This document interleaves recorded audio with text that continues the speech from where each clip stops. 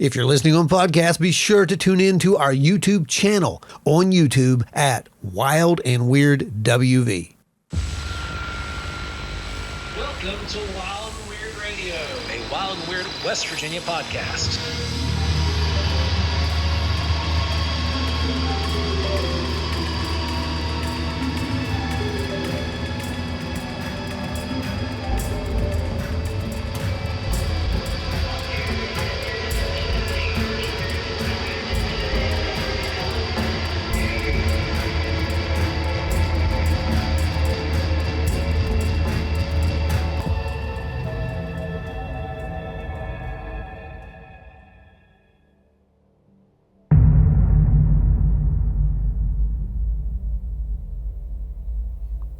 Welcome back to Wild and Weird Radio, everybody. Thanks for tuning in yet again for another awesome installment of Wild and Weird Radio. We appreciate each and every one of you guys that listen to us week in and week out. Our night shift crew, got to give a shout out to night shift crew. We're looking at all the metrics. You guys are really out there bringing it in, guys, and we appreciate every one of you.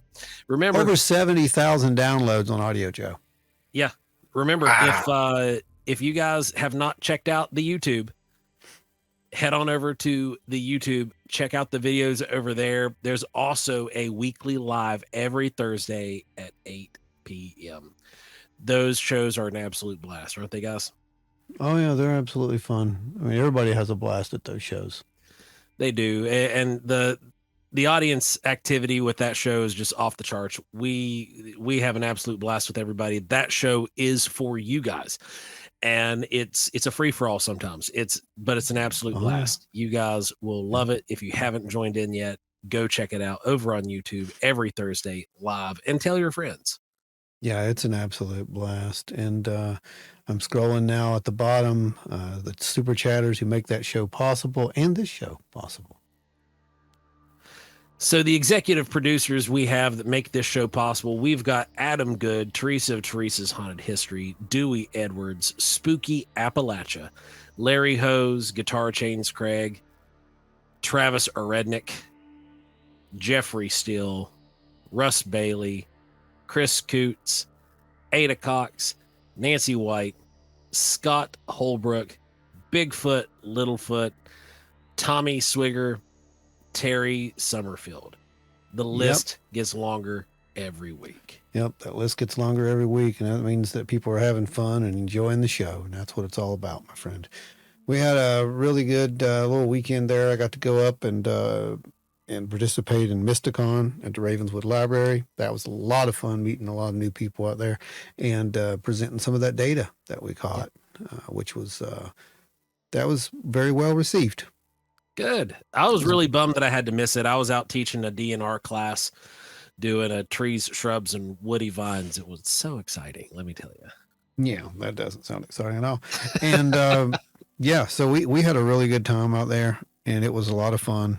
And got to hang out with Linda, and that was a lot of fun. Now, who's Linda?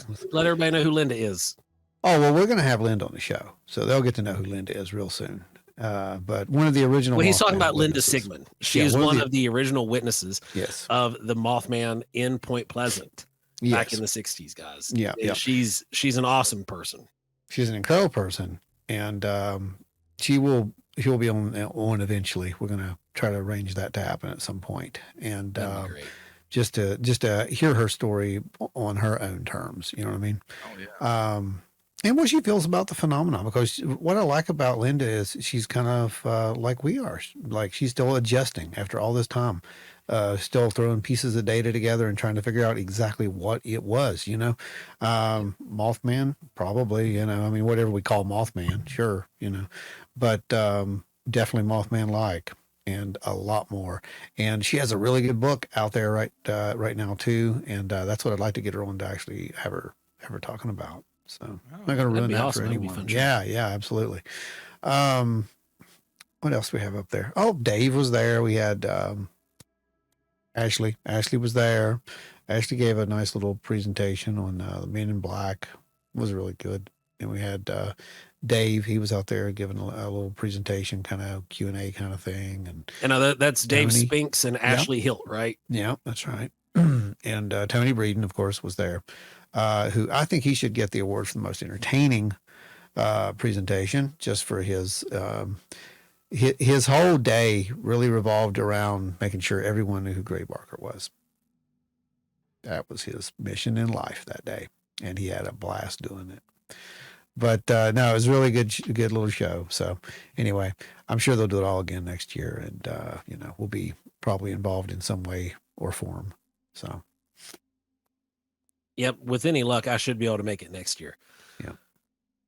So I'm excited to get back up there. The first one was a blast, and it looked like you all had a really good time this time around. So I'm bummed out that I missed it. Yeah, it was pretty good. Pretty fun stuff. So what do we got going on in the news, guys? Anything? Do we have any news? Because that's what me and Brandon were just discussing. I don't think there was any. It has been quiet. So I say we just kick off the Spooktacular, whatever number this is. I don't even. The only thing that came to mind was that article that you shared today, Ron. Which one? The most horrifying article that has come out in a long time. Oh, yeah. You mean the AI thing? The AI thing. Yeah, AI. There's a theory that they may have reached general, basically almost awareness at this point. General AI. So we're not really 100% sure on that. I know that it seems like the longer it takes for me to get these episodes together, the worse it gets. Yeah, for the AI wars, it's done. I mean, it's going to be like the AI conquest by the time I get it done. So yeah, it's coming. And some of wait for Skynet to show its cards.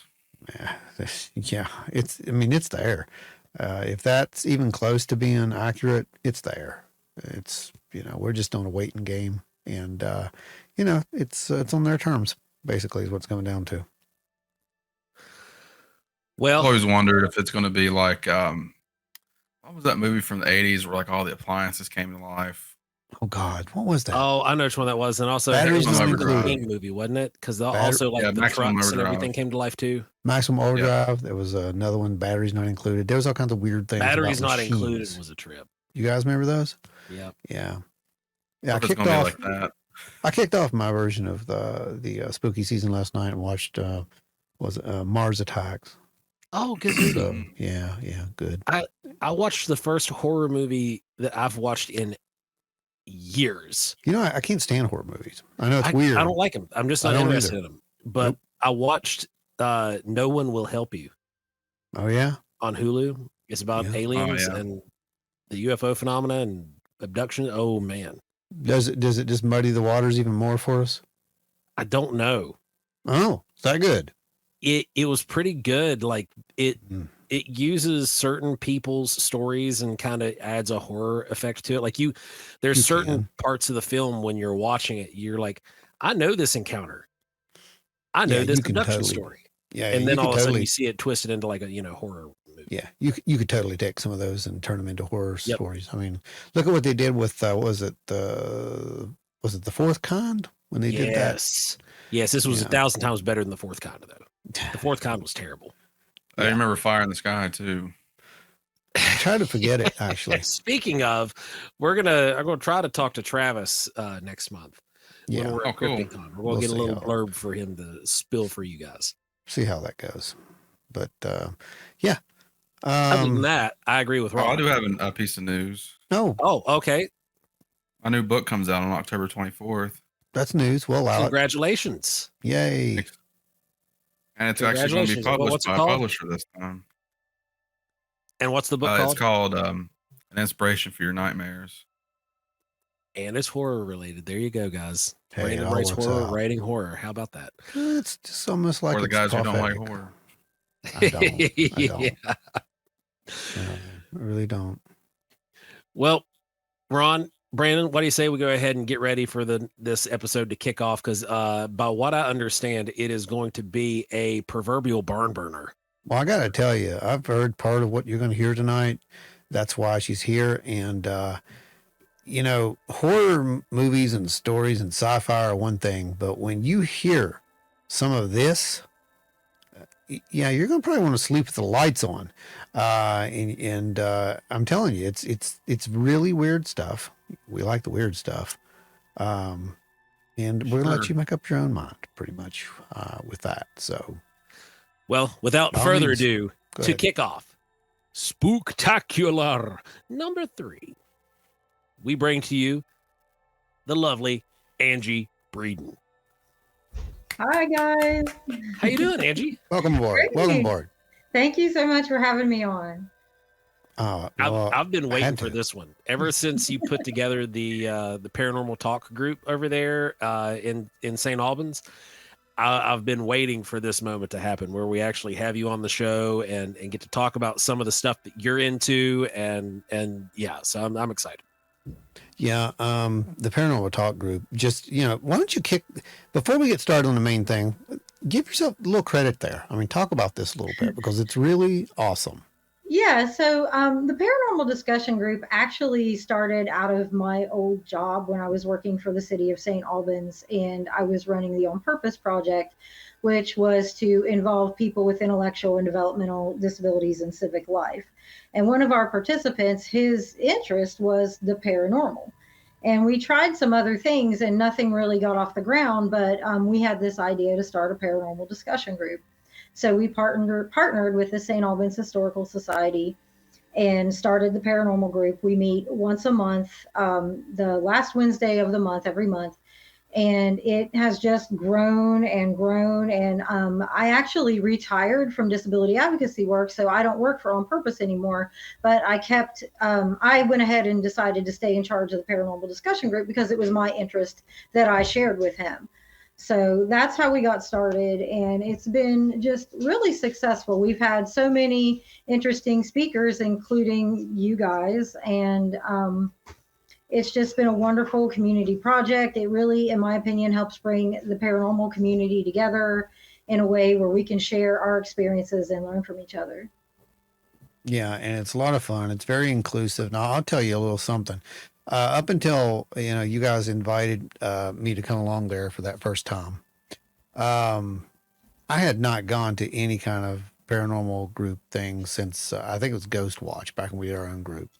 And I'm like, well, sure, I'll go down and give this a shot and see what it's like. Got there and I was blown away. And you remember they were small there at first, and they've kind of starting to take off. You got more people coming in, which is really awesome.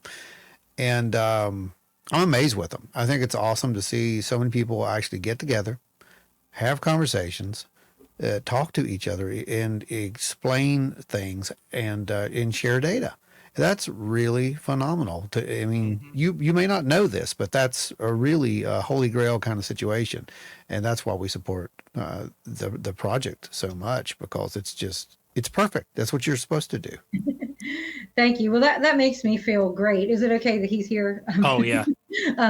But yeah, that makes me feel great because that's what I wanted for it. I love that everybody kind of comes together and shares their experiences, and it's a very like everybody there is so friendly and welcoming Yeah. to each other. Anytime we have new people come in, like I love how so many people in their group, in my opinion, go out of their way to make that person feel welcome and like they're safe to share their experiences. Yep, it's awesome. That's why it has our backing, and we'll keep promoting it. So Yeah, I've really enjoyed the few times I've been able to make it out. A lot of scheduling issues for me is what's kept me from making it to more of these meetings. But well, I've you had need a to try to blast make every it time to I've been. the next one because that's the potluck. So Yeah, it's a big pot. I made the potluck last year, and I brought my Yeah. taco dip. We need the food, so we need the chef there. we need the chef. You heard it right there. Well, anyway, so it was during this last one that we did that Angie got up there and gave a presentation, and the presentation was just amazing. When I heard what it was going to be, I'm like, okay, we got to go see with this. I got to see this because I want to hear more about this because I've heard little rumors and stories of this stuff, but never really got down to investigating it, looking into it any further than just those little stories. She could have probably talked for 3 hours on this. There's no question in my mind. In my opinion, just in my opinion alone. She is probably best equipped to talk about this subject than anybody that I have met. And that says a lot. Wow, thanks. I've met a few people, but no, for real. So I want you to go ahead and you know tell everyone. First of all, the whole thing is this is phone calls from the dead, and I know that sounds like one of Brandon's books. It's not. It's not one of your titles, Brandon. So it's already taken. Matter of fact, it was taken a very long time ago, right, Angie? Yeah, 1979 is when the Yeah. book was published. And Wow.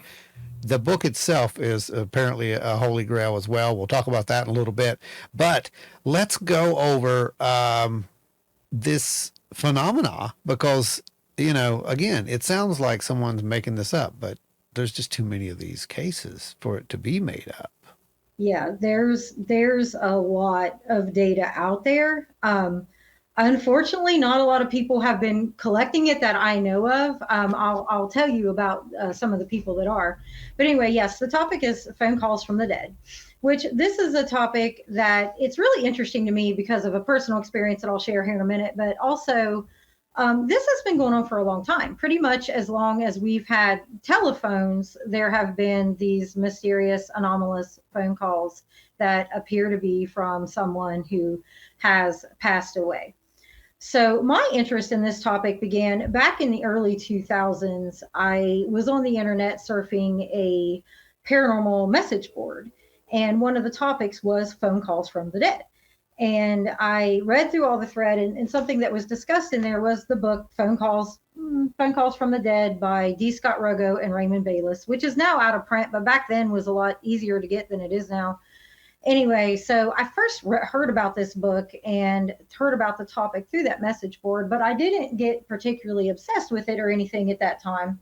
It was actually about 7 years later when my grandmother passed away. So my grandmother and I were very close. So I took her death really hard. And about and her death it wasn't really a good death either. She had cancer and she died very, very sick and very quickly. And about 4 days after she passed, my phone rang, and it was a landline, and it said unknown on the caller ID. And I answered the phone, and it was just static, but I had like this really weird feeling from it, so I didn't hang up. I just listened to the static for a few minutes, and then it went silent. When I hung up with the phone, I just like had this overwhelming like feeling of her presence, and I thought that was grandma.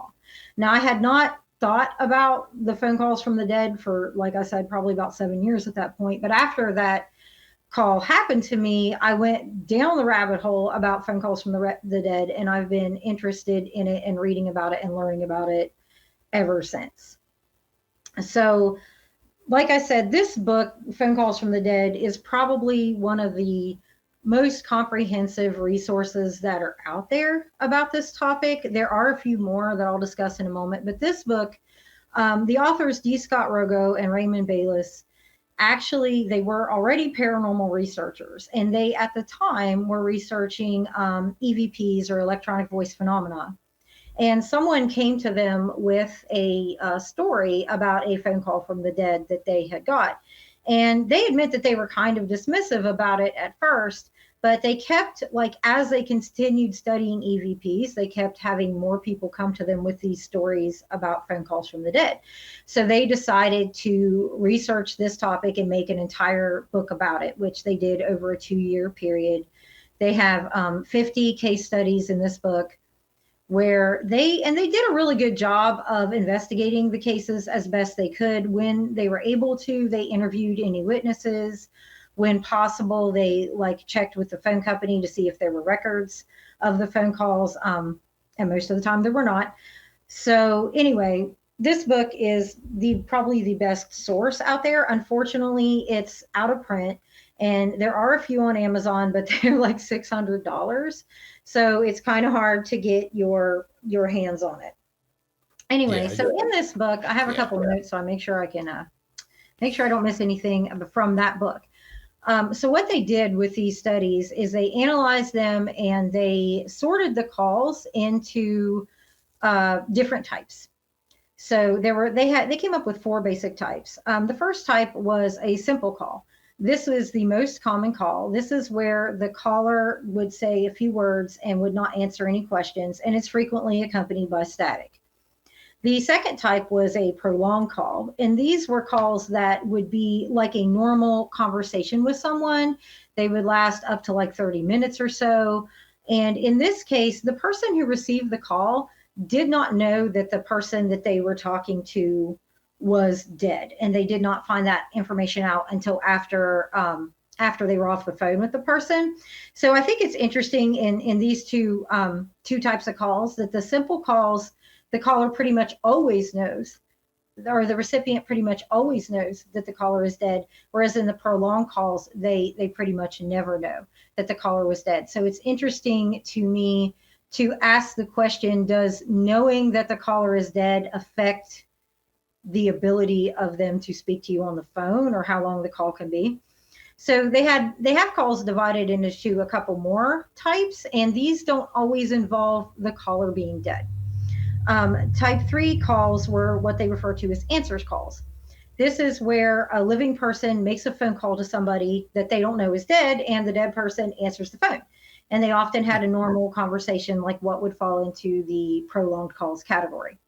They also have calls in there where they would call someone who was not home, and yet the person would answer the phone and they would have a conversation with them, even though the person wasn't there. Now, these are not, to me, phone calls from the dead. They're anomalous and they're interesting, but it's not really a phone call from the dead. One of the cases, for example, the person that they called was out of the country. Now, you don't just get up and walk out the country. So there would be plenty of evidence that that person was not home at the time, even though someone had a phone call with them. And a fourth type of call is something they refer to as intention calls. Now, again, this is a type of call where the caller isn't dead. It is still interesting, however. This is where someone intends to make a phone call, but they don't, and yet the recipient swears that they did make the call and can recount the whole conversation, and often has information they would not have had if the phone call had not been made. And another interesting thing about those calls is the recipient would often say that the caller didn't sound right, like it sounded like muffled, or that like they were down at the bottom of a tunnel. So these were more like psychic calls, more so than phone calls from the dead. So there's another type of call out there, if you do any research on this topic, that is not really discussed too much in the book by Rogo and Bayless, but it's something that I've uncovered you will find if you go and read a lot of more current experiences, is that these are like interruption calls where someone is already on the phone and the call gets interrupted by someone who has passed away, like making a statement to them. So I call them interruption calls. Anyway, another phenomena that they mention in the book is haunted phones. And these are phones where they're not hooked up to anything, and yet they ring. And if people are brave enough to answer them, they hear sounds, noises, or random words on the phone. So that's the basic types of calls that Rogo and Bayless go over in their book. Now, there are, like I said, this book is really hard to get a hold of now. But there are a few other books out there that go over this topic. One of them is, well, it's another out-of-print book. It's called Telephone Calls from the Dead, and it's by Dr. Callum Cooper. He took some of the case studies that Rogo and Bayless did not use in their book. He was able to access them through, I guess, a university had them. And so he was able to expound on their work and add some of his own. Unfortunately, like I said, this book is out of print also, so I have not been able to get my hands on it. Now, I did write to Dr. Cooper, and one of the reasons it's out of print is because he is rewriting it and adding some more information. So hopefully he didn't give me a timeline. So hopefully, before long we'll have that. He does have another book called Paracoustics, and this book is like more of an anthology, and it's on sound and the paranormal. But he has an entire chapter in that on phone calls from the dead. It's a really good book if you're interested in this topic at all. And it's available on Kindle, so it's really easy to get your hands on. And in his chapter on phone calls from the dead, he does a pretty good summary of the Rogo and Bayless book. So if you can't shell out $600 to get that, and you kind of want to know what's in it, you can get Paracoustics and read that. Then there's another book out there called Voices from Beyond on the Phone by Oscar D. Arganel. And this book is in French. So, however, it's out there floating around on the internet in PDF form for free, hopefully with the author's permission. I don't know. But if you go and download, if you Google that and you pull the PDF and download it, you put it on your Google Drive and hit translate, and it'll translate it to English, and you can read it. Now, I admit I haven't fully read that book, because it's like, if you've ever translated books, like they're clunky to read. And They he are, also, yeah, the direct translation to English is rough. Yeah, it's a little bit, not smooth sailing. And he also does some work with mediums, which I'm not saying it's invalid. It's just not as interesting to me as just the random phone calls from one person to another from the dead. So anyway, it begs the question, what are they? And I have some different sample phone calls that I can read to you if you want me to. Do you want to hear those, or do you want to talk about what they might be? Yes. Oh, yeah. So I have a couple that are interesting that I really like from the Rogo and Bayless book. And then I have some more recent ones that I got off the internet where people are sharing their more current experiences. So this is like what I would say is like a classic example of the prolonged call. This case is where I'll kind of lead up to a little bit so I don't have to read this whole thing because it's kind of long. But there was this couple, they were friends with this woman who was a writer, and the lady had a lot of health problems, and she was older, and she'd been in and out of different hospitals. So over time, they had kind of fell out of touch with each other. Well, one day they get a call from her, and she's been placed in I think it was a nursing home, kind of close to their home. And so they have this conversation. So the lady, the writer who's in the nursing home, her name is Enid. So Enid said it was too bad that we hadn't been able to see each other, and I explained all the problems that I'd had. It had been more than a year since I'd visited her, and I realized that the following Tuesday would be her birthday. I said, Enid, I owe you a bottle of blackberry brandy. I'll bring you the bottle Tuesday for your birthday. And she said, I don't need it now. And I said I'd bring it anyway. I mentioned that she sounded as if everything was great with her. She said, it is. I've never had such good care. She also said, wasn't it too bad that we didn't get that book finished? I said, you will. She sounded absolutely wonderful. After the call, my husband, who'd been participating in our conversation from the bedroom phone, said, that sounded like the Enid of 20 years ago. Among other things, I said to Enid, do you have a phone by your bed again? And she replied, no. Then I said, do you mean that you can get up and go to the phone? And she said, oh, I get around fine. I commented that she sounded so happy, and she said, I've never been happier. We must have talked for half an hour, just reminiscing and referring to personal matters. So what happens after that is about a week later, she thinks about Enid and she wants to talk to her again. So she calls the home that Enid is living at, and they tell her that Enid has passed away. And, of course, she's very upset by this, and she wants to know when. And she finds out that Enid had actually passed away the morning that she made the phone call to them. So she made the phone call to them at 5 p.m., but she passed away at 10 a.m. that morning. And so her and her husband were so struck by this that they believed that Enid made the phone call at 5 p.m. so that her husband would be home, so that they could both be on the phone, so that they would have a witness. And they actually went and wrote this up and had it notarized, their testimony about what happened with Enid. So this is like one of the coolest recounts of what would be categorized as a prolonged call. Yeah, that's a fantastic case. It's unreal, part of me thinking about these accounts, and how they would happen, just trying to rationalize the physics, I guess you would say, and the way it would actually work is, maybe someone you dreamed the phone call and it was a psychic dream, and you really never picked up your phone. But when you have two individuals in two different rooms holding a phone, having a conversation, that kind of throws that one out with the bathwater. That's wild. Yeah, this actually falls into a psychokinetic PK event. And that's the crazy part about it, because you are dealing with psychokinesis in this case. Something seems to be physical happening, or at least manipulating, Yeah, and that's kind of the question too, is like, does it originate right there in the phone in your hand? Does it originate somewhere else and then is coming through the phone line? I mean, it's really interesting. So another an example of a simple call that involves someone you may have heard of, the author Dean Koontz actually had one of these phone calls. He got a phone call one day that a voice on the line, there was static, and a voice on the line that sounded like his deceased mother said, "Be careful." And he thought it was strange, but he didn't really get too wrapped up in it because what bothered him about it was that the voice sounded like his mother who had passed. Well, his father was in a nursing home, and he went to the nursing home to visit his father. I think it might have been the next day or the day after. I don't have the account in front of me, so I'm telling you from memory. But he went to the nursing home, and his father had became agitated and had gotten a knife and was getting out of hand, and the nursing home staff called the police. Well, Mr. Koontz was able to get the knife from his father, and he left his room and he walked out in the hallway, and the police were there, and he just remembered, like in that moment, that voice echoed in his head that said, "Be careful," and he realized they're going to think I'm the person out of hand with the knife.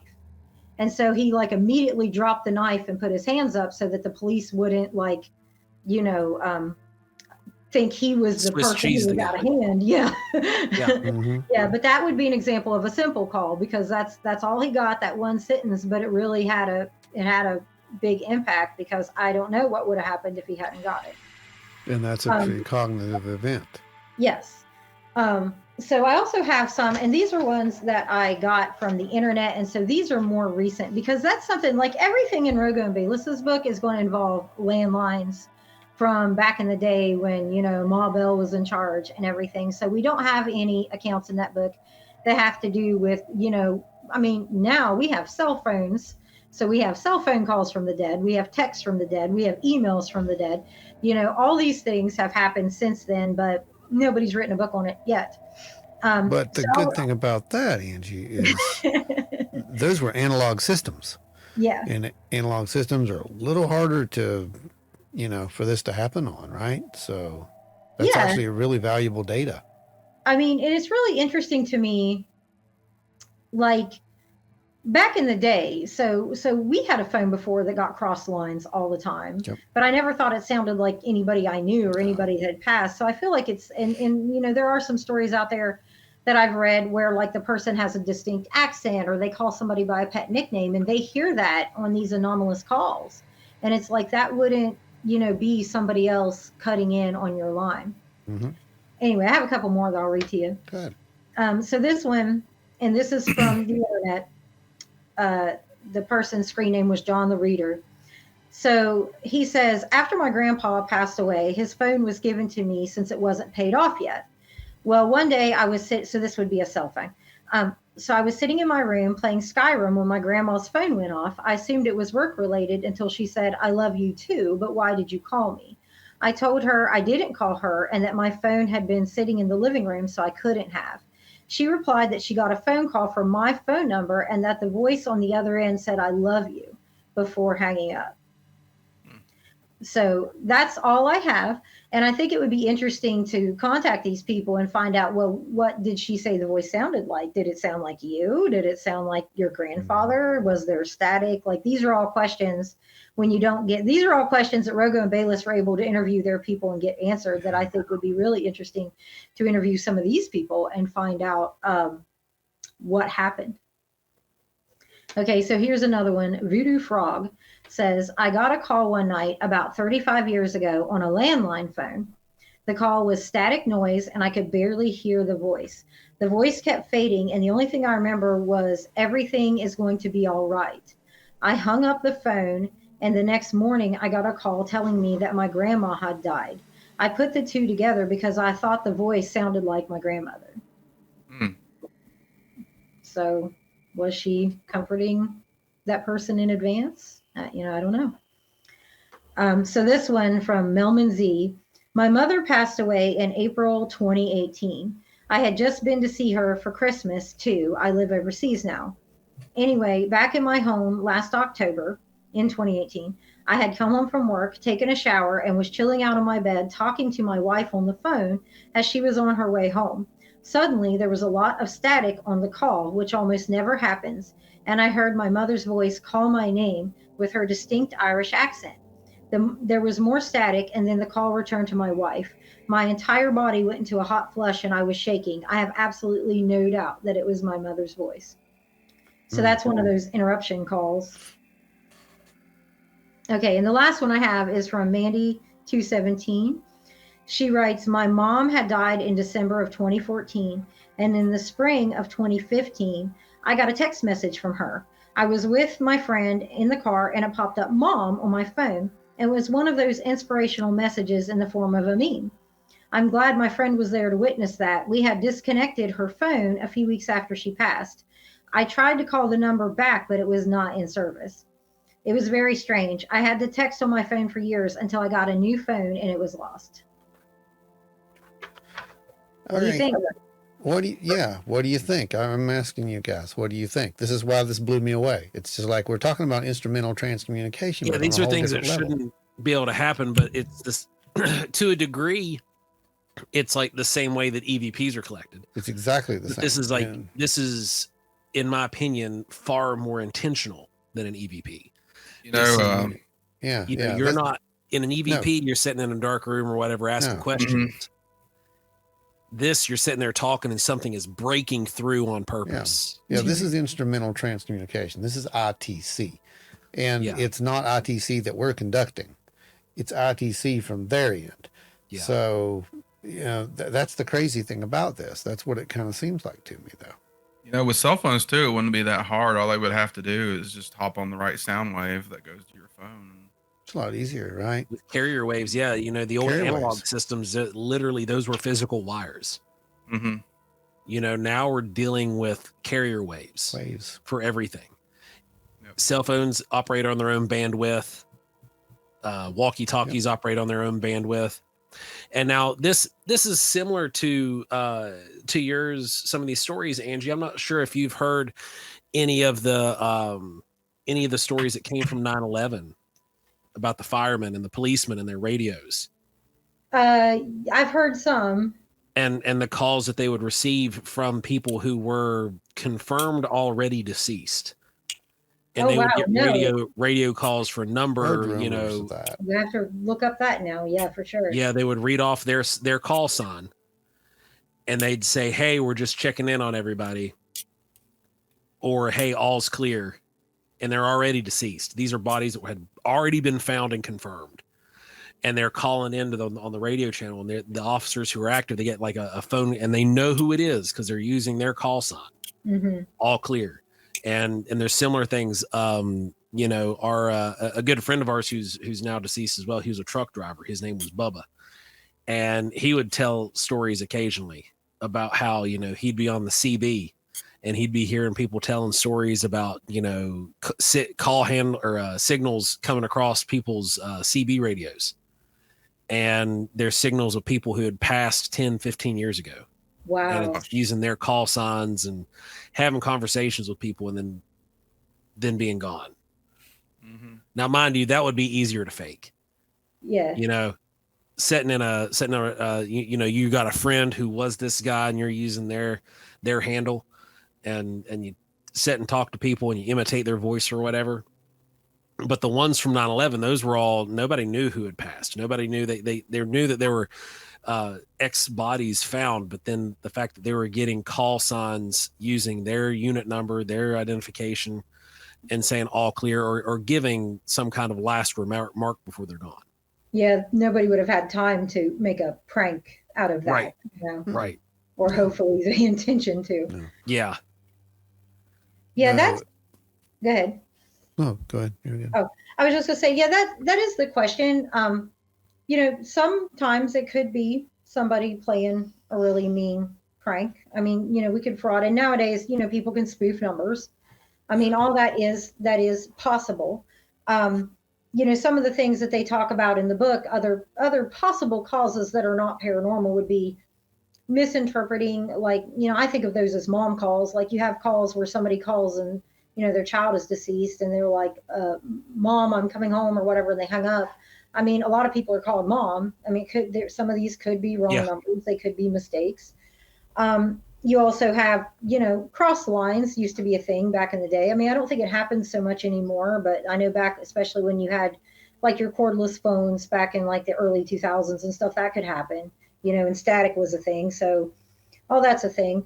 You also have some people's experiences where they'll recount the experience and they were like, well, it was 3 a.m. and my phone was by my bed and it rang and I answered it and it was my grandma and she said everything's going to be okay. And I went back to sleep, and in the morning I looked at the caller ID and nothing was there. I mean, they probably dreamed that, and not that dreams can't be a valid, way for maybe spirits to communicate, but it probably wasn't in the same category as these other phone calls. It was probably a dream. Or there could be cases where people just really do imagine things, especially in the throes of grief. I mean, but some of these calls do take place a significant time has passed and the person probably would not be out of their mind with grief 8 months later to where they would hallucinate, a phone call. I mean, it's just, there's always the possibility that things are faked, but there's always the possibility that they're not. I mean, we don't have enough evidence on many of these. We have, in some of these cases, we really have more evidence that it's real than it's fake. Like when you have two people hearing the voice, more than one person. There's another case that I read about. Oh gosh, my memory's not the greatest, so I can't remember if it's in Phone Calls from the Dead or in another place. But so the boy's grandmother was deaf, and he lived with her. So when he would want him home, she would just like call his friends' houses and be like, "Send Johnny home," and hang up. And so wherever he was, he'd eventually get the message. Well, after she died, one of his friends got one of those phone calls and it was the house he was at. He was at the home. The phone rang. His friend's mother was like, "Your grandmother just called and wants you home," and she was deceased at the time. So it was obviously, what reason would his friend's mother have to make that up? It's pretty wild stuff. Wow. So I mean, yeah, that's one of those times where I'd be like, regardless of the scenario, I'd be like, I think I'm gonna go ahead and go home right now. yeah, Just I would head because out for sure. that was too weird. Somebody trying to tell you something, right? Yeah. That's weird. What got me about the whole thing was those the prolonged calls. With you, I think there's an interesting data set with the prolonged calls because you're dealing with. It almost seems like you don't know they're dead, right? And they don't give you any indication that they are. So why does that allow this two-way communication that goes on for over 20 minutes to a half hour or whatever they are, right? I mean, they're prolonged, whereas these others they only last for mere minutes is what the data seems to be showing. So yeah, is it some kind of a situation where knowing affects what plays out? Is this kind of quantum reality kind of thing going on? The art of observing it changes the actual outcome of it. I don't know. It's just amazing to me, though. Yeah, what I think about when I think about that fact of it, the knowledge of the person's death seems to affect the capacity of the phone call. Yeah. So the question that I have, because when I think about this and when I wonder, well, ultimately the question is what happens when we die. I mean, if we can answer that, then I think we might have a better handle on, who's calling. But the question that I have about that particular issue is, does it somehow tie into manifestation? If you believe, I believe the human mind is incredible. I believe what we're capable of is incredible. And most people don't understand that or use it to its capacity. Are you able to somehow manifest that call because you're not knowledgeable of the person's death, and does knowing they're dead somehow limit your ability to communicate with them? Does that make sense? Oh, it does, actually. Yeah. Whereas when they know they're dead, the capacity seems to be so much more diminished in what they can say to you, how much time they have, and the static is almost always associated with those simple short phone calls and the knowledge of the deceased. Whereas in those prolonged calls, sometimes I've read accounts where static is mentioned, but many times there's no indication whatsoever that this is anything other than a normal chat with somebody. Yeah, normal conversation. Yeah. And could it also be, because I'm thinking about this in like a practical way. Maybe, and this might sound silly when I say it, but like how dead they are. Like you're aware now at this point that somebody's dead versus unaware that someone is dead. That means that time usually has elapsed. Like how far past the expiration date is this call transmission occurring? So it's kind of like fresh. When you're dealing with signals and waves, you've got attunement and then attenuation. How tight you tune in depends on how strong the signal carries across the line, right?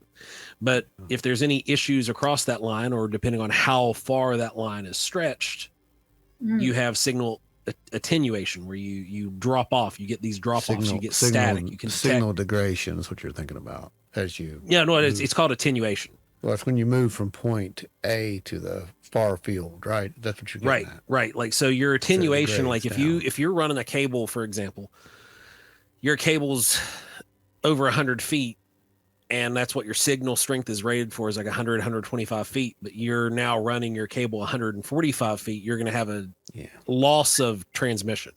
You're going to have attenuation where the signal will drop or whatever. Now, if that cable is really long, and like say using the length of cable is the length of amount of time that somebody's been dead, that signal breaks. That signal is getting static. You're getting drop off. You're getting inconsistencies.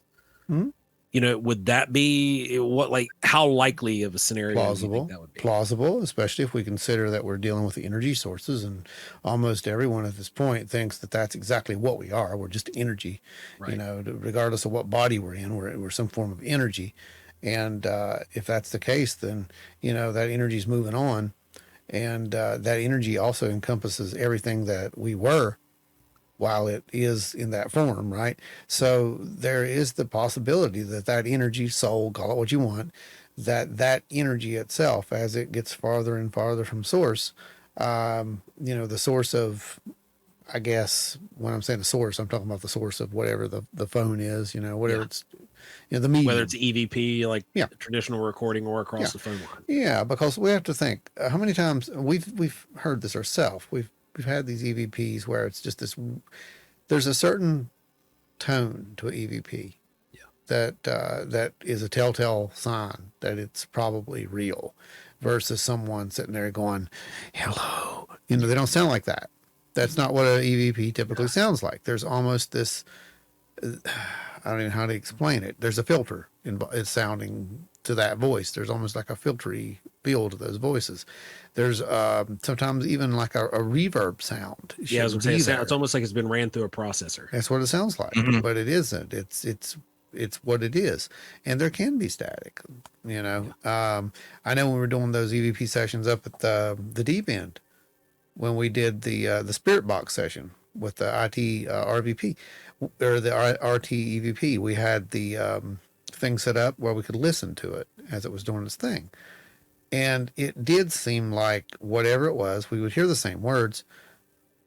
And then we'd hear what sounded like, I told you before, it sounded like us asking those questions, which is weird because we didn't ask those questions. But it sounded just like us on the other end talking for just a split second, and it would just fade in, fade out. Wow. Just like that.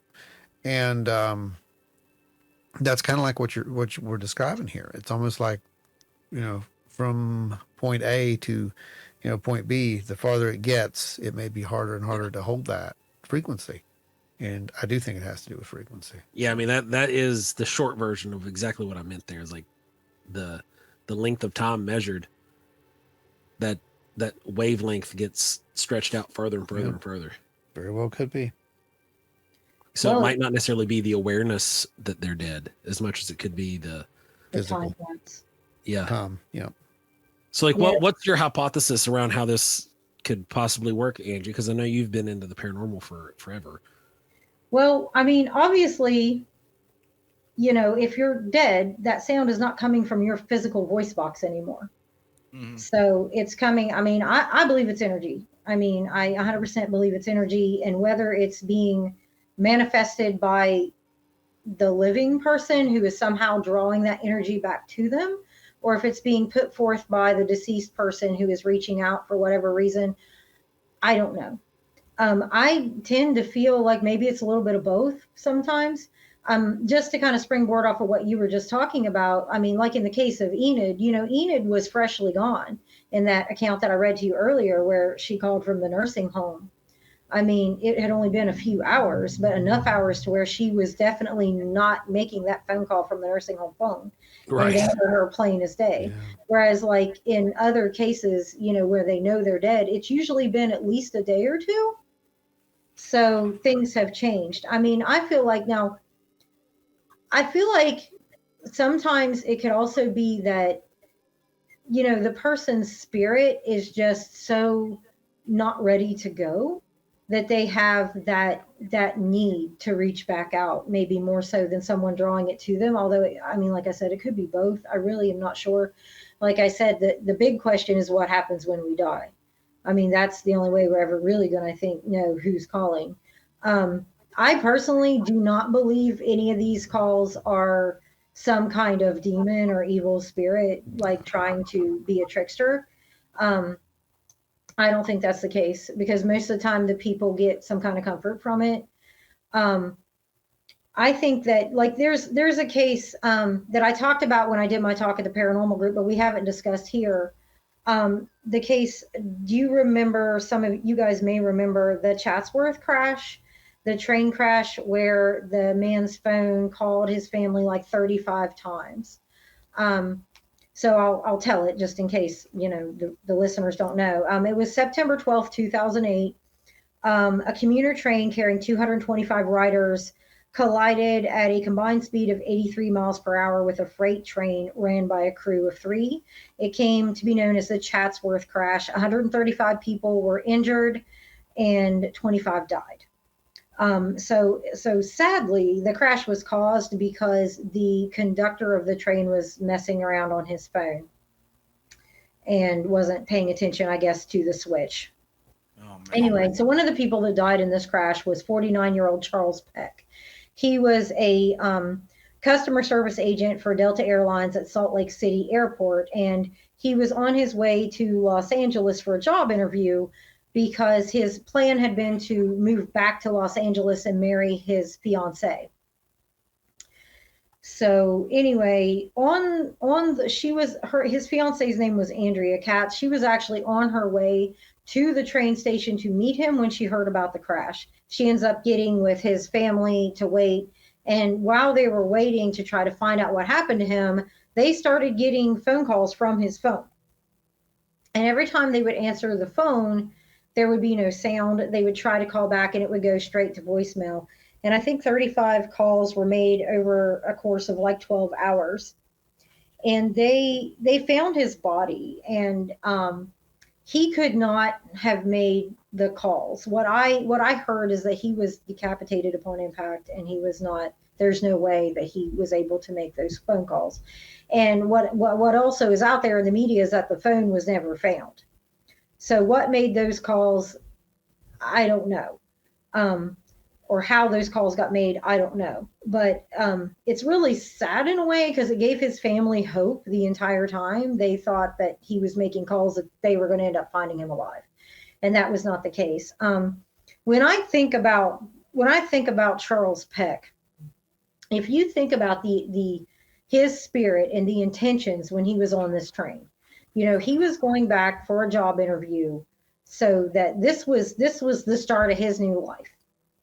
He was going to hopefully get this job, move back to LA, get married to this beautiful woman that he was engaged to. I mean, he was on the cusp of something wonderful when he was just so violently and suddenly taken.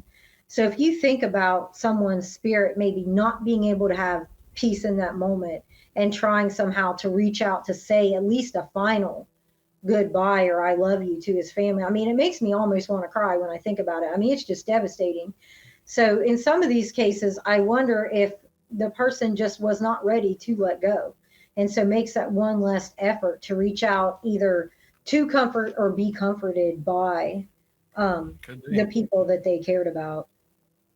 Yeah, yeah. Just, I mean, like we said, energy. Do they just do they burn most of it out right there? At least the last that's left here in this on this plane by hopping into the a phone and manipulating it and who knows? That's just insane if you think about that. But Yeah. I mean, that is pretty tragic if you think about it in that way. Like, here's my energy. I can do whatever I want with it. So this is what I'm going to do. Yeah. That could be it. The I last know whenever I bit of the go, I'm going to batteries. be the orb that somebody sees when they go Bigfooting. Probably, probably. That's my goal. It's your goal. Make a smiley face. That's how we'll know it's Yeah. you. Jeez. Oh man. But So, yeah. Go ahead. we're looking at these things like Ron had said. You're using, or not you, but the individual or the entity, whatever it is using the last bit of that energy to make that phone call or to manipulate a device is just that. If you Yeah. think about it, like it's wild. That's going to put some Mhm. perspective on you, isn't it? Yeah. If you really think about what I just said. Yeah. Like the last, you're burning up that last energy to reach out. Yeah. To give probably not even yourself, but somebody else closure. There's your ultimate sacrifice. Yeah. Yeah.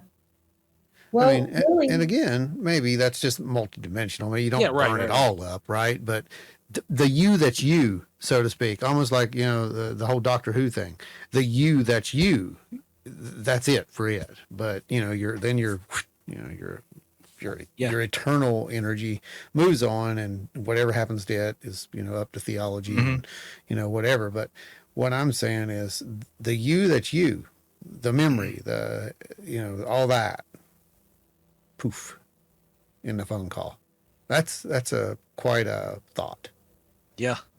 That's quite a it thought. really isn't that wild to think though, because if No. you think about what we are as humans and like how we exist and who we are as people. I mean, Yeah. human beings were 100% made and built for connection. I mean, there is piles and piles of data and science that relationships are the key to health and happiness Yep. for human beings. Um, so if you think about it in that context, in the context of what humans really are, how we actually function, I mean, connections, love, relationships, that is what makes us tick. Babies die without love. They can have all their needs met, they will die without love. There's actually the Harvard study of human development. I don't know if you've ever heard of this. They studied a lot of, I think it was, I want to say it was 30 men, it might have been 70. I'll have to go back and look now because I haven't read it for a while, but they studied them over the course of their lifetime. It was the longest running study on one group of people that had ever been done. And what they wanted to do was they took this group of schoolboys from New York, and they had some differences in their background and stuff like that, but not a lot. And they wanted to see what brought people happiness, what brought people joy in life. And over the course of the study, they were able to study them clear up until they were in their 70s. And what they found was there was one thing that was the difference in their health, their happiness, their longevity, and it was whether or not that man had good relationships. It did not matter how much money you had. It did not matter literally anything else, your job, your career. The one thing that was a same across the board is if that man had good relationships in his life, he lived a long time, he was happy, and he was healthy. So if you think about that and put that in the context of this, and you think about somebody passing, that last reach for connection, it really kind of makes a lot of sense. It's exactly what I think a human being would do. The last essence of humanity. Mm-hmm. Yeah. Yeah. I mean, you brought up a good point there. The whole, we're social creatures. We are. That's just how it is. We were never meant to be alone, and by definition. And we can look at some of I'll take it there because we can look at some of the encounters. We can look at some of the, the so-called the contact experiences. I was going to say abduction, but I don't like that word. Where these experiencers are told, to interact with the children, the babies, hold the babies, and then, why do you think they're doing that? They're not doing that to be mean. They're not doing that to, torture you. They're doing it because they can't. They need that. That's a part of humanity. Humans, have that ability. That's not whatever they are. And that's, I think that's necessary for part of that project, so to speak. If you're going to make a human or you're going to make a really good hybrid, you're going to have to do it the right way. It's going to have to be nurtured. It's going to have social skills. A good point, I think, to look on that is going to be what happens to this last group of kids who were born during the whole 2020 mess, and who were going into the schools at that time, or supposed to go to school at that time, I should say. I mean, there's going to be developmental issues with those kids. Yeah, I mean, my wife is a teacher and she sees the developmental issues already.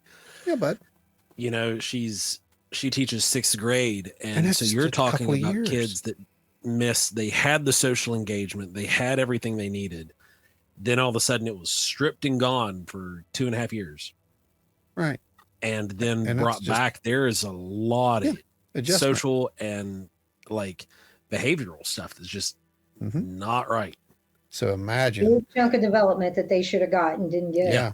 Mm-hmm. So just imagine if it wasn't just 2 years, imagine being raised by, something that can't quite do that doesn't have a clue how to be human, so to speak, and yet you are part of that and you have to become that somehow. Well, what do you do?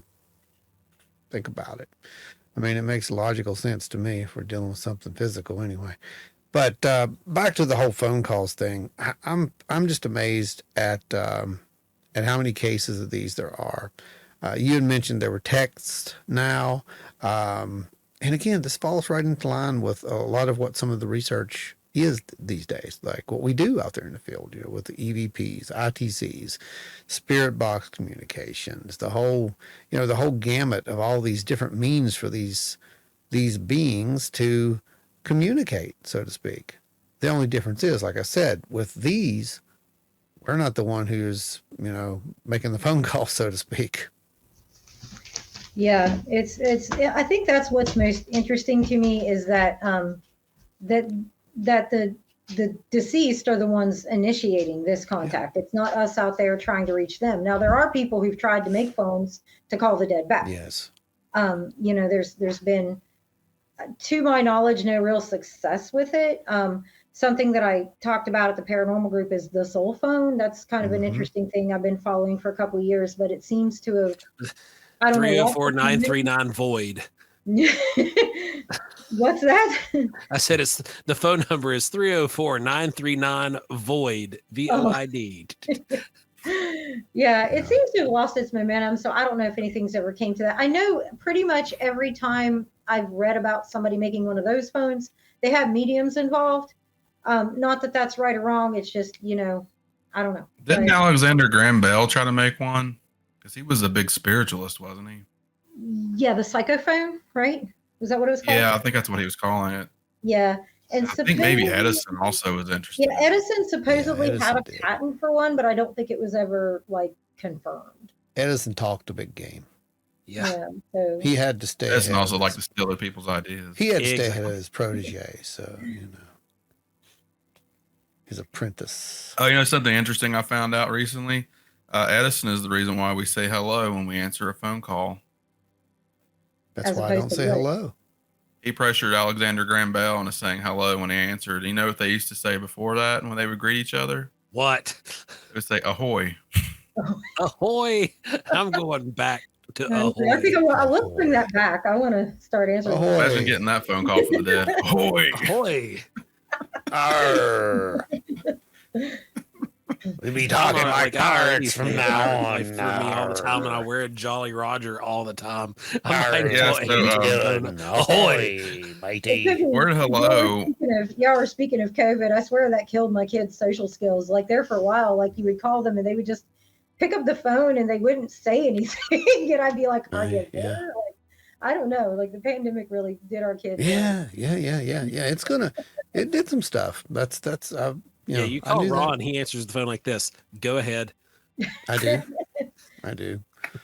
I do. I don't like it when Guilty. you call somebody and they'll like, because everybody has caller ID, they know who's calling, and they'll say, "Hi, Angie." And I don't know why that always like weirds me out. It makes me just like want to hang up and run away when people It's do like, that. how did you know? Remember when we were kids, we have to answer and be like, Will's residence, Yep. Brandon.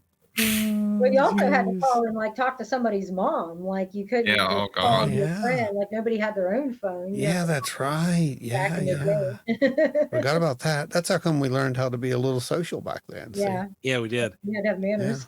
We had to do It's that. like, hey, is Chris there? Yeah. And he's quietly in the background. We're talking to them. God, why? No. No. Yeah, he's But- right here, Joe. Oh, the best part was when a girl would call the house and your mom would answer the phone and she would sit there and listen to you talk to her. Yeah. And then she would tell you the whole conversation after you're finished. Yeah, Tony has a good story about that. The first time because I actually called Tony first and his mom answered the phone. And I guess a girl hadn't called Tony for a while and she got really excited. That's like Tony tell that one sometime. Oh, we will. We will for sure. Did any of you guys happen to catch, I think, was it last season? Yeah. The first season. So, yeah, it was last season's Beyond Skinwalker Ranch by any chance? I Okay. have watched a few of the episodes that they put up on Beyond. YouTube. Okay, so Beyond. I think it was episode 2. Maybe it was either 2 or 3. I don't remember which one. They were at one of the other places. They were investigating, and this girl was there when she was smaller, when she was younger. She had this contact type experience because she didn't know that at the time. That's just what it turns out to be, and she related all these weird, like paranormal type phenomena that would happen in the place. And one night when she was there, they heard like all the radios or something came on at one point, and there's all these other weird things, right? Electrical things. Well, so they go back. Home phones ringing at the same time. It wasn't That the type of phone, thing. it was radios and the TVs that I remember. So they go back, it's been like, I don't know how many years, like decades later now. So she agrees to go back. They go back, they set up all the equipment there, and they're going to, they're running spectrum analyzers and whatnot. And of course they get the great mystery signal, the 1.69 while they're there. Right. And, she's talking, and as she's talking, doing it like an EVP type thing, that's when they get the 1.69. Now, I'm amazed at this because that's literally what happened to us recently down there when we were conducting the one at the library. But they had a guy with them. They were going to conduct a further experiment. He's a ham operator, and he gets the idea to let her speak on the same frequency. Of course, you can't do that. It's illegal. It's illegal to broadcast on 1.69. By the way, just to let you guys know, don't try it. Yeah, you thought that was interesting too, right, Joe? So no, We'll come back around and circle to that in a second. Yeah. So he finds a way to where you can use what's called, it's harmonics is what it is. So it's not a 1.69, but if you get it close enough that it'll bounce, like an echo will bounce into that, right? So they do that, and they let her talk to, whatever's there, this EVP type situation, but now she's talking back. As soon as she talks back, they get a reaction, like a major reaction. So, that makes me think that, that has something to do with it. It is frequency. It's absolutely frequency. It's always been frequency when it comes with these EVPs, with the ITCs, when it comes with communication or transcommunication in general. It has to do with a certain frequency range. And I'm just wondering now, those phone calls, man, if if you could have just figured out what frequency was being used to do that, would it be close? Would it be in that magic category? That's Interesting. yeah, it's interesting because I think that's the key to the whole, the whole soul phone and whatnot. It's frequency. It's a high frequency. I'm pretty sure. I But, remember reading about poltergeist phenomenon and seeing shows about it from like the things that happened back in the old analog phone days, 70s, 80s, and 90s. That people would, like, all the phones in their house would start ringing at the same time. They'd pick it up and not hear anything, stuff like that. Or like one phone in particular would ring constantly, and they'd pick it up, nobody'd be there. Weird stuff like that. I shared the story there at the discussion group, and that was when, years ago. I was with my cousin at the time, and we were stupid kids, and we were going to go and play with fireworks. Kids don't do that these days because it's dangerous, so don't be messing with that kind of stuff. That's a disclaimer. But back in those days, it was okay. No one cared. We could go out and blow our fingers off. No one cared. It was all good. So so he got the idea. It was nice. It was getting dark. It was in the fall. I remember that part very well. And we were going to go and let off a few of these little fireworks and just have a good old time. We do this all the time. It's no big deal. So he goes down to his house, and I follow him. Nobody's home. It's dark. We go in. Now, let me set the stage for you, because this house was interesting because it was allegedly haunted. Allegedly. Later on, he told me that, it wasn't, that he had, faked some of the stuff just to prank his, parents and whatnot. But I don't know about that. I really don't, because I think there was something going on there. But as we were back in his bedroom, we were getting some supplies, getting our whatever they were. I think it was bottle rockets is what we were using, to be honest, because that was our main things: bottle rockets, Roman candles. And they were good Roman candles back then. They weren't those little cheap little, they were the really good ones. They were good ones. Yeah. If those things blew up in your hand, they were going to hurt. So I've seen it. We're down there and grabbing this stuff and in the room, and all of a sudden we hear, the front door open, and then it closes, like slams shut. And I'm like, oh, what's that? He's like, well, that was the front door. And then we hear it happen again. And this time, he grabs I think it was a 12-gauge shotgun, which was sitting there. And again, back in those days, no one cares. You're good. So he grabs the 12-gauge, it's the thing, runs out the front door, and I'm behind him, and I'm watching him. He's like standing there. There's a door, and there's a screen door behind it. Right, the main door's closed. The screen door, we can see through the little glass. This door just opening and closing. Opening and closing. Now, here's the thing. I know, even back then, that to open a door after it closes, a screen door, because when it closes that hard, it's latching, okay? Mm-hmm. So it latches every time it's doing that. And yet here it is opening and closing. I did that a couple times. It did that like 2 or 3 times. And he didn't open it. He had me open it. I went over and opened the main door. He's standing over here with the 12-gauge. This is smart. Don't do this at home, kids. Opens the door, and we both just stand there in absolute amazement. And we thought someone might be pranking him, and I don't know that the gun was loaded. I think he was just doing that just to be, showing off, because I think he thought it was one of our friends or something pranking us, but there was nobody there. And we watched that door open up and close. It did that another couple of times, and we just looked at each other, eyes wide open, and I was like, okay, let's get this stuff and get out. So did you hear it click when it unlatched? Yeah, every time. Every single time. Every single time. I can hear it in my head right now, exactly what that sounded like. And so we went back to the bedroom to put the gun back down and grab our stuff and get out. So we grabbed our stuff. We're heading for the door this time. And as soon as I don't remember if we even touched the knob, but we were close to touching the knob, and the phone rang. He picks the phone up. He stands there and he holds it a little bit. And he just hangs it back up. I'm like, what's that? He's like, I don't know. I don't, nobody said anything. I'm like, okay, cool, let's go. Back to the door. The phone rang again. He picks it up. This time there's like a static on the phone. He said, there's static. And he hangs it up. And this time it's like, we're out of here. So we left. We locked the door behind us. And as we're locking the door, I can hear the phone ringing again. Mm. That was one of the freakiest things that I've ever probably seen over near where I grew up. And that's why I said I don't really think that was all fake. I don't think he was faking a lot of that stuff. There was something very weird going on, and something just wanted us to stay right there where we were for some reason. And, we were joking about, I was like, well, maybe somebody's trying to keep you from getting your arms blowed off, but that's a possibility. But we still had our stuff, so we still had a good evening with that.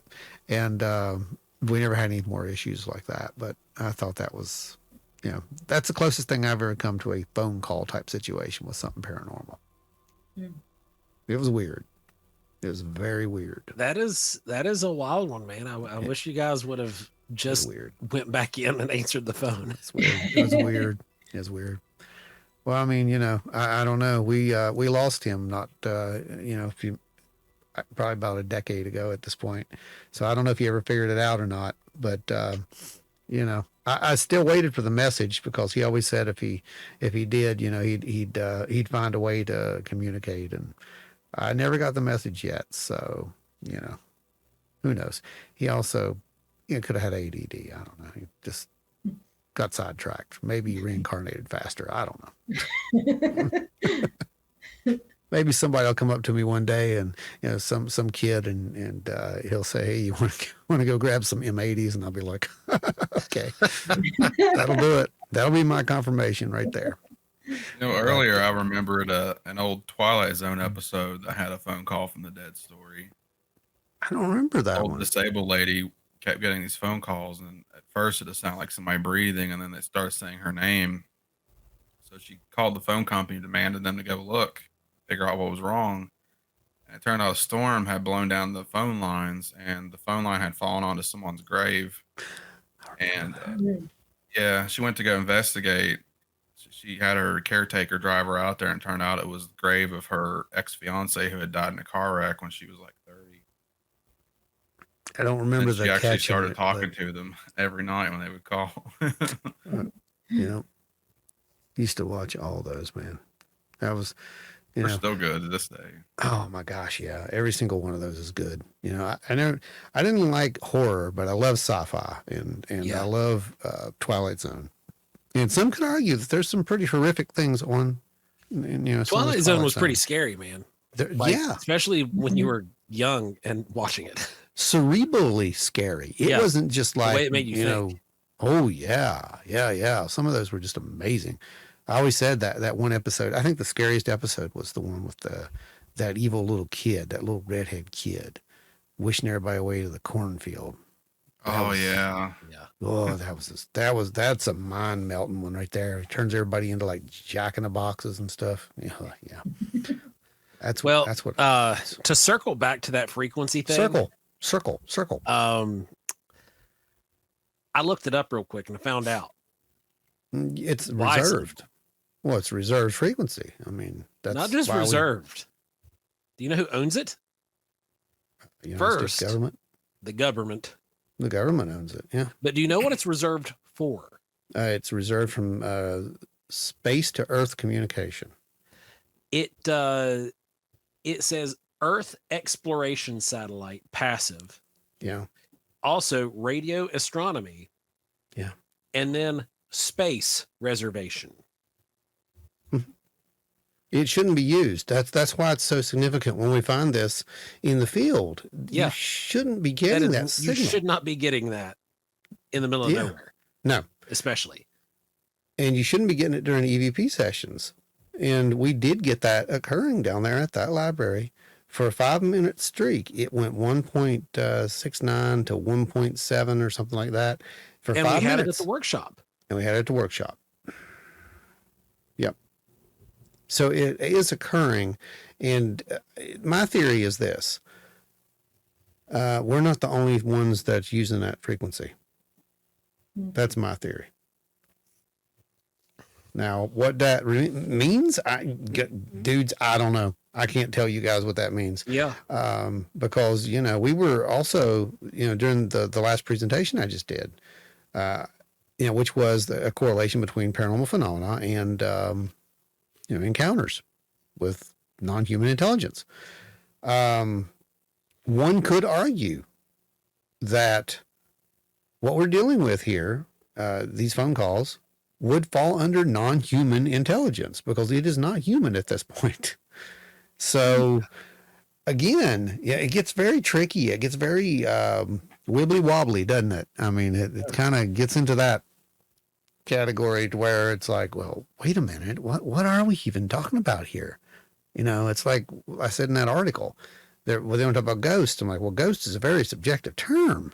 Mm-hmm. I mean, what do you want that to mean? Because we have phenomena here that is ghostly, but we don't know what's actually happening here. We just know that there's something going on. And as with these cases that Angie's talking about, these are clearly what we call, they're not residuals. These are intelligent type communications, especially right? the long duration conversations. Bingo. So these are intelligent type conversations. So there's the intelligent. It's not human. So there's the non-human. So again, unless we change our outlook on what is human. Bingo. What is human? That's for another discussion. Is it the sack that we wear around everywhere, or is the what's soul? In here? Is that our humanity? Right. Exactly. So that's where we get into the whole thing. What we take with us and what we actually are two different things, I think. And apparently we do take enough with us, at least for a brief moment of time, to break these boundaries somehow, utilizing the energy that we are, and make that final phone call. We phone a friend, so to speak, and hopefully it's the right one and they pick up, right? Because that's the other thing. I wonder how many times this has happened and people just don't pick the phone up. Or they hear static and just hang up without listening long enough. Yeah, exactly. Yeah. I mean, I picked the phone up a few times and there's nobody been on there, Of course, now it's probably just telemarketers, but right, yeah. But back in the day, it's something to think about. But back in the day, we did pick our phone up from time to time. We would pick our phone up back in the time when we had landlines. There'd be people on there talking. I mean, so you never knew what you were going to get. Especially we didn't have caller ID for a long time. Yeah. Yeah, right. Yeah, exactly. So these are things that I think that definitely need to be looked into. And I told you, I think this is a great subject. I think it needs to be, more documentation on this. So folks, friends, family, everyone out there, you wild and weirdos and weirdettes, if you've had any kind of a phone call from the dead or any kind of strange paranormal type phone calls or texts or emails, even anything like that, or reach out to Angie or reach out to us and we'll get it over to Angie because she needs the data. Yep. We can't do everything, and I'm happy handing all that right over to that lady sitting right over there because I'll take it. Yeah, exactly. And I find it absolutely amazing. I think that there could be some answers in there for everybody, and I think it's important. That's my take on it. What do you two think about phone calls from the dead? Did I not entertain you? This was a great interview. I really enjoyed it, especially since I missed the little presentation back when you did it for the paranormal discussion group. Mm-hmm. Yeah, she did an amazing job, and I knew halfway through it, it's Brandon? like we've got to do this. Yeah, I didn't realize how many different categories there were. I always just lumped them all together, but I never really thought of them as being separate categories. And thinking about it, the easiest way for them to jump on a cell call would probably be a live phone call to interrupt them because you'd have that live feed going. Well, I'd imagine with cell phones, there's probably a lot more of those that happen. Well, Brandon, think about some of the weird stuff that happens during podcasts. Well, yeah. Think back a few years ago, actually. If you watch any of the old podcasts before you were sitting in that seat, there was some weird stuff that happened. There was some weird stuff. Yeah, Joe used to have those weird blobs that would float around behind him. Yeah. He did. He Oh, did. wow. But now I've moved to the studio area. But no, you remember that time we got the weird voice? The weird EVPs, yeah. Yeah. Mm-hmm. Yeah, there was a weird EVP that came over on one of them. And what was really weird, it's when we were talking about Wayne, It or was. we had just got done talking about him or something. I don't remember. I just got cold Yeah. chills. But yeah, that was it was something, bud. So who knows? Well, if you ever smell cigar smoke, you'll know. Well, I have Occasionally, before. I do have his old cigar box up top. That's true. But and there's another thing, guys. If you've heard it on podcast, if you've been listening to podcasts and you've heard something like that, or you have a podcast and you had an incident like that, reach out. Yes, absolutely. Like I said, let us reach know. out. Let us know. And we're going to get that information straight over to her because I really think that this is a subject that needs to be looked into. And I'm honestly, this is our go-to over here for phone calls from the dead. Because in that my is how the opinion. collective do. Yeah, that's how the collective do. I think it really So, is guys, just if another way for them to reach out to people that they want to talk to.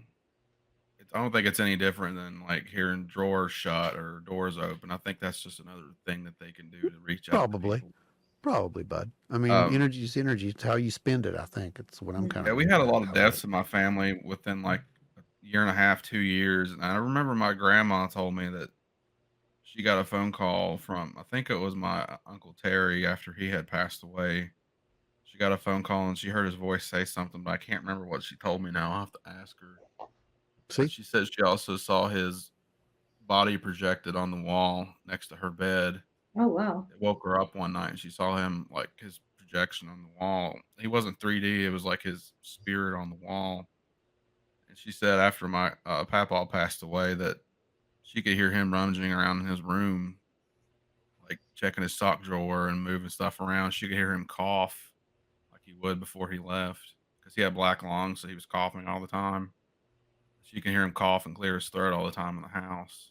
So I don't think First any of that. I don't think any of that is any different than getting a phone call from somebody. I think it's first just another form of first outreach. physical apparition I ever witnessed was I think would have been my grandfather. The it had to be just a few minutes before he passed, before we got the phone call. I saw what looked like a whitish blue head, sort of floating on my wall. It was on the wall. It was like, but it didn't look 3D like you just said, Brandon. It looked like it was on the wall, like, and it just kind of went up really slow and just disappeared. And that's the first actual apparition like that I think I've ever seen. And it Did it look wasn't. like him or just a head? No, it's just a head. It was like a bluish white kind of glowing, almost like it was drawn, and it was very skull-like. I remember that it had more of Like it was more of a sickly. hollow eye, more hollow eyes, kind of like, Oh, wow. and it wasn't any more than just literally 5 minutes, not even that, maybe like 3 minutes. The phone rang. As soon as the phone rang, I knew what happened at that point because they had just taken him at about 4:30 that morning, and they had called back and said, he was doing good. They were going to put a pacemaker in. He, blah blah blah.